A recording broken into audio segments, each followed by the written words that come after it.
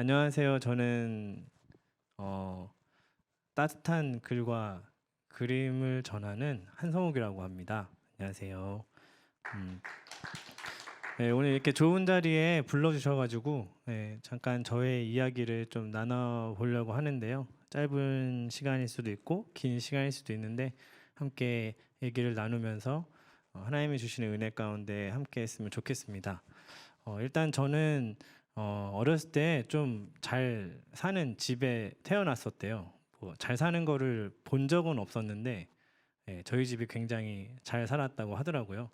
뭐 예를 들어서 드라마 같은 데 이렇게 보시면 어, 이렇게 잔디밭이 있는 마당이 있고 그 마당 가운데 테이블이 있고 거기서 저희 엄마와 할머니는 차를 마시고 있는 그 정도의 재력을 갖고 있는 집이었대요. 뭐 저는 느껴본 적이 없었지만 그런 집에 살고 있었고 제가 우리 집이 정말 잘 살고 있구나라고 생각했었을 때는 초등학교 4학년 때인데 요즘 친구들이 얼마 정도의 용돈을 받는지 모르지만 저는 그때 당시에 어머니한테 엄마 용돈 주세요 이렇게 하면은 하루에 5천 원씩을 주셨었어요.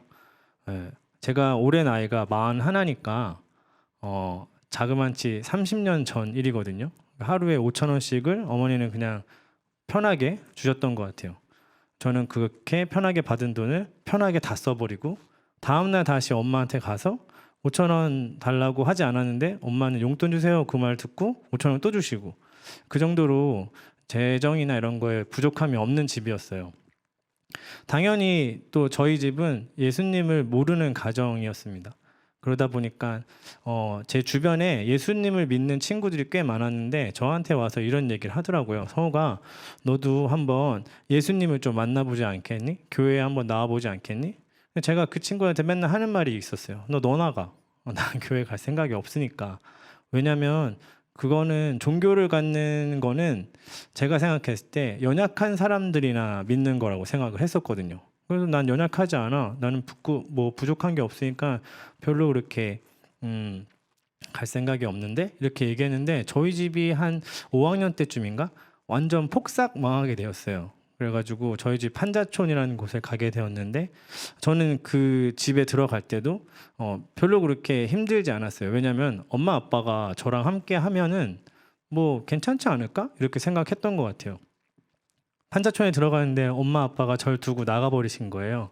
저 혼자서 1년 동안 학교도 다니고 밥도 먹고 이렇게 지내고 있는데 너무 처량해 보였어요. 그런 상황에서 저를 굉장히 아끼셨던 저희 할머니께서 저한테 연락을 하셔서 할머니 집에 저를 데리고 들어가게 되셨어요. 제가 장손이었거든요. 장손인 저를 손자를 거두시면서 할머니가 저한테 인생에 있어서 제일 중요한 질문 하나를 던지셨어요. 그게 뭐였냐면 성호가 넌 꿈이 뭐야? 한 번도 그때까지 꿈을 생각해 본 적이 없었어요. 내가 뭘 해야 되지? 내가 무엇을 하는 게 나을지를 생각해 본 적이 없었는데 할머니 저한테 꿈을 물어보셨죠. 막연하게 제가 하고 싶었던 일은 그림이었습니다. 그래서 그림 그리는 사람이 되고 싶어요 할머니? 그랬더니 할머니께서 그러면은 증명사진 하나를 줄 테니까 너가 이거를 그림을 그려와 볼래? 네. 방에 들어가서 한 30분 넘게 그림을 그렸던 것 같아요. 작은 그림, 작은 사진 하나를 큰 그림으로 그려야 되니까 그려봤더니 되게 잘 그렸는지 못 그렸는지 모르겠는데 할머니한테 일단 갖다 줬더니 할머니께서 다행히도 이런 대답을 하셨어요. 그래 내가 너 미대를 보내줄 테니까 지금부터 학원 준비하고 미술을 더 열심히 해보렴. 저는 그 얘기를 듣고 제 꿈이 이루어졌을 거라 생각을 했어요. 너무나 기뻤고 와 드디어 내가 하고 싶었던 일을 할 수 있구나. 역시 뭐든 하면 할 수 있겠구나 생각했는데 할머니는 한 달 있다가 암으로 돌아가시게 되었어요. 당연히 제가 준비하려 했던 미술에 관련된 것도 다 올 스탑. 정말 그 어려운 시기였는데 그래도 뭐 원래 꿈이 없었던 사람이었고 할머니가 그렇게 되셨어도 뭐 괜찮겠지 하고 지내고 다시 또 아버지께서 찾아오셔서 저랑 다시 같이 살게 되었어요. 아버지가 절 다시 찾아오셨을 때는 옆에 새어머니가 계시더라고요. 새어머니는 교회를 다니던 분이셨어요. 맨날 이렇게 찬송가 틀어놓으시고 맨날 이렇게 기도하시고 근데 되게 아이러니하게도 그분은 계속 저희 아버지와 다툼이 있으셨어요. 그걸 보면서 저는 더 교회에 대한 생각이 안 좋아졌던 것 같아요. 왜 저러지? 왜 저렇게 행동하지? 나중에는 저희 집에 밤늦게 찾아오셔서 저한테 폭력도 행사하셨어요. 근데 오히려 제가 경찰서에 가게 되고 조서를 꾸미는데 제가 먼저 폭행을 당했는데 제가 폭행을 한 사람이 되었더라고요. 다행히 밖에서 아버지께서 합의를 하셨고 저는 아무런 문제 없이 나오게 되었는데 그때 제가 느꼈던 건 교회에 다니는 사람들 다 왜 저러지? 굉장히 교회에 대한 안 좋은 생각이 많아졌고 저는 더욱 제 삶에 대해서 안 좋게 생각하기 시작했던 것 같아요. 그리고 세월이 흘렀는데 저희 아버지는 교회 삶을 2번이나 실패하셨고 항상 이렇게 힘든 가운데 술을 굉장히 많이 드셨어요. 제가 보아온 아버지는 22년간을 술만 드시던 분이셨어요. 지금 생각해 보니까 그때 아버지의 심정을 조금 이해할 수 있을 것 같아요. 근데 그때 당시엔 저는 이해를 못했거든요. 22년 동안 맨날 술만 드시는 아빠를 보니까 너무 답답해서 저도 모르게 22살 되었을 때 가출을 하게 되었어요. 가출을 했는데 얼마 안 있다가 한 몇 개월 있다가 어떤 모르는 번호에 전화가 온 거예요. 받아봤더니 경찰서래요. 경찰서에서 왜 전화가 왔지 했더니 아버지가 돌아가셨대요. 좀 이상하다? 말이 안 되는데? 그래서 경찰서를 막 뛰어가 봤더니 정말로 저희 아버지께서 돌아가 계셨는 거예요. 어떻게 돌아가셨는지 좀 물어봤어요. 뭐 차 사고가 났는지 아니면 무슨 상해를 입으셨는지. 너무 좀 불편했던 게 그날 제가 돌아온다는 얘기를 주변 분들에게 하시고 제가 좋아하는 빵과 아버지께서 좋아하시는 빵을 사고 돌아오시는 길에 아버지가 좋아하시는 소라빵이라는 빵 크림이 기도를 막아서 길에서 돌아가시게 된 거예요. 너무 사람이 죽는다는 게 그런 일로 죽을 수 있구나 이런 좀 생각을 하게 되었던 것 같아요. 어떻게 아빠가 아니 사람이 그 크림 하나 못 뱉어서 죽을 수밖에 없는 거지? 말이 안 되는 거 아닌가? 막 그런 생각을 했던 것 같아요.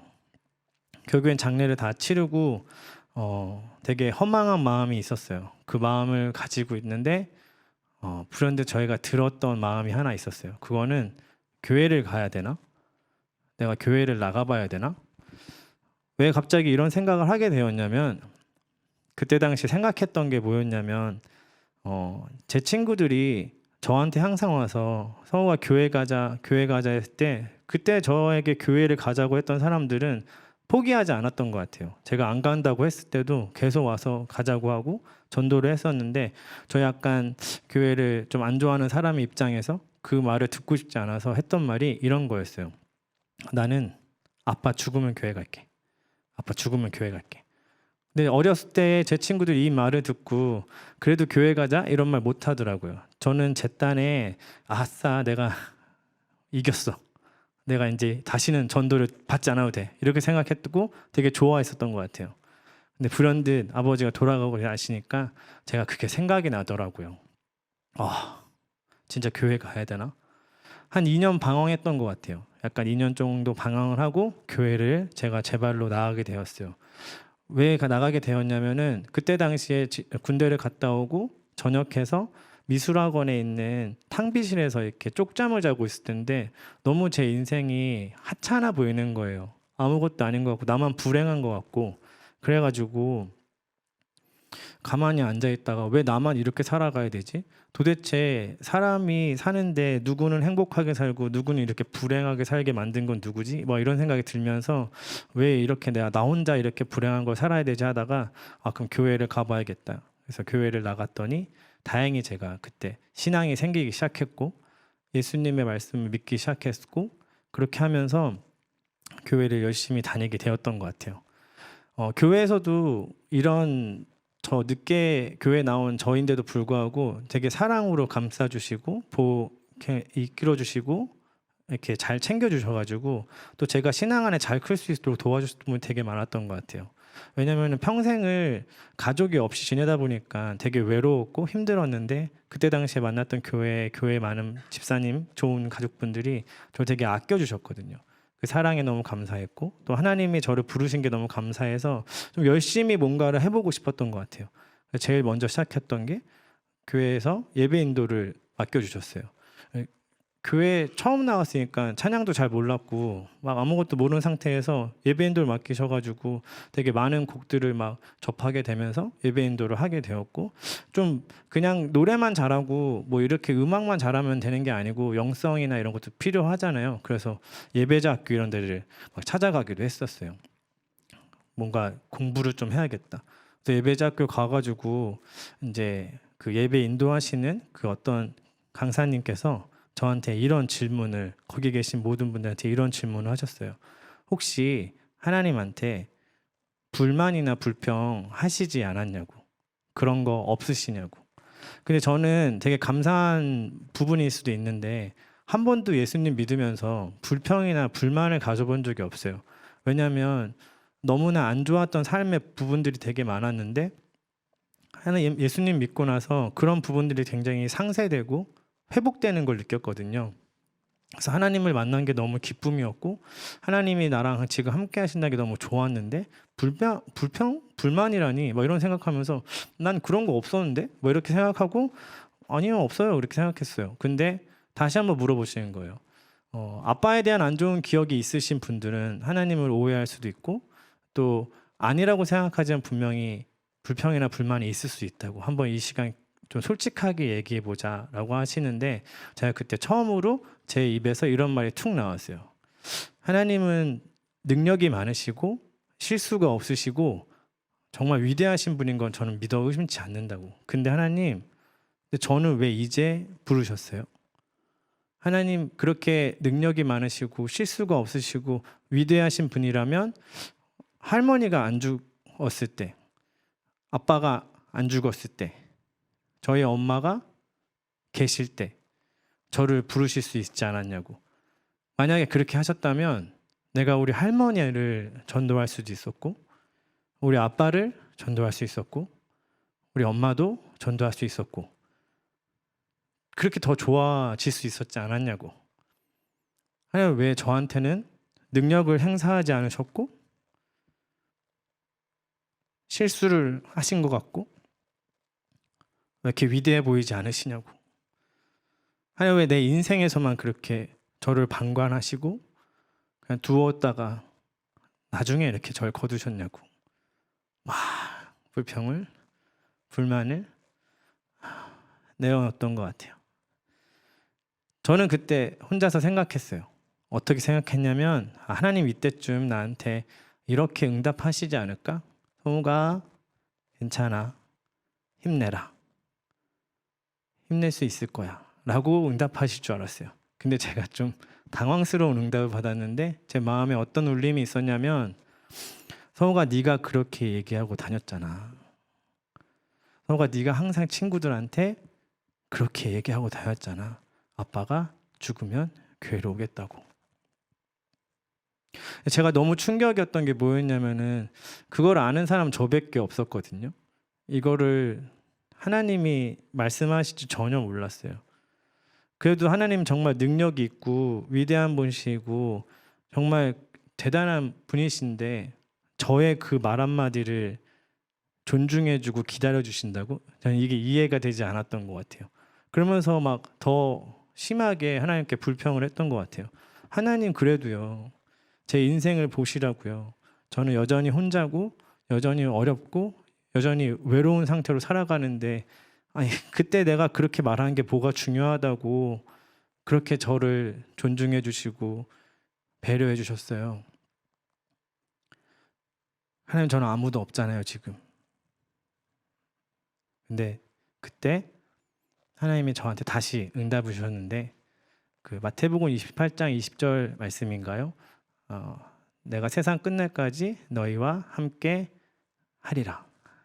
그 말씀을 인용하시면서 저한테 주셨던 말씀이 너가 내가 너의 육신의 아버지는 이미 죽었지만 내가 너의 아버지이니 내가 세상 끝날까지 너와 함께 할 테니 너 나와 함께 할 수 있겠니?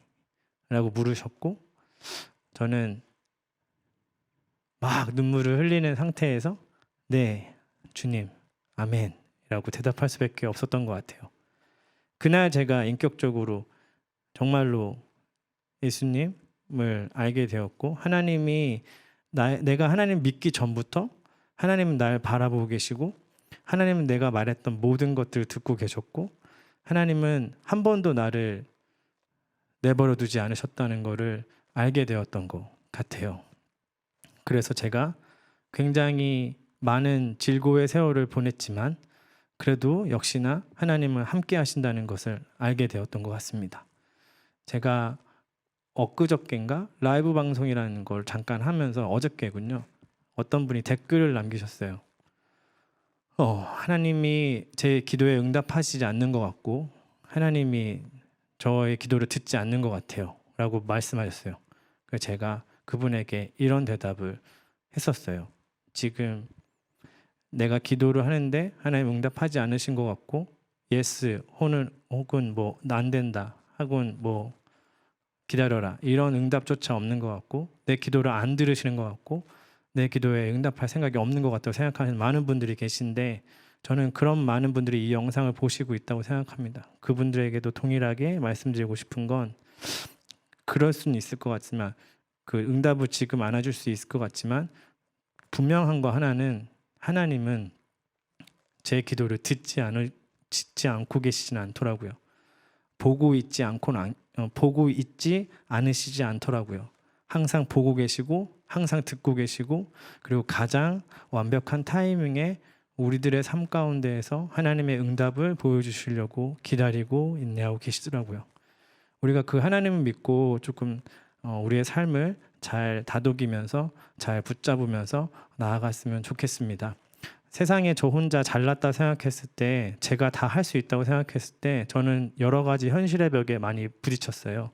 그 현실의 벽이 절대로 깨지지 않을 거라 생각했고, 절대로 넘을 수 없는 거라고 생각했고, 절대로 그것은 내가 할 수 있는 영역이 아니라 생각했는데, 저는 하나님 만나면서 그런 많은 부분들이 넘을 수 있고 깰 수 있고 이겨낼 수 있다는 걸 알게 되었습니다.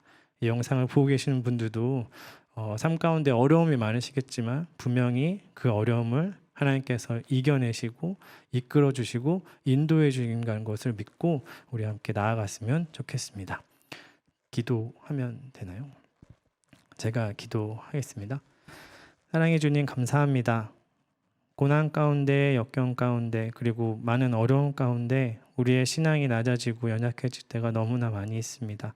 하지만 주님, 그때마다 우리의 기도를 언제나 들으시고 우리를 항상 보아오시고, 그리고 항상 좋은 길로 인도하시는 주님의 이끄심 따라 우리의 삶을 따라갈 수 있도록 주님께서 역사하여 주시옵소서.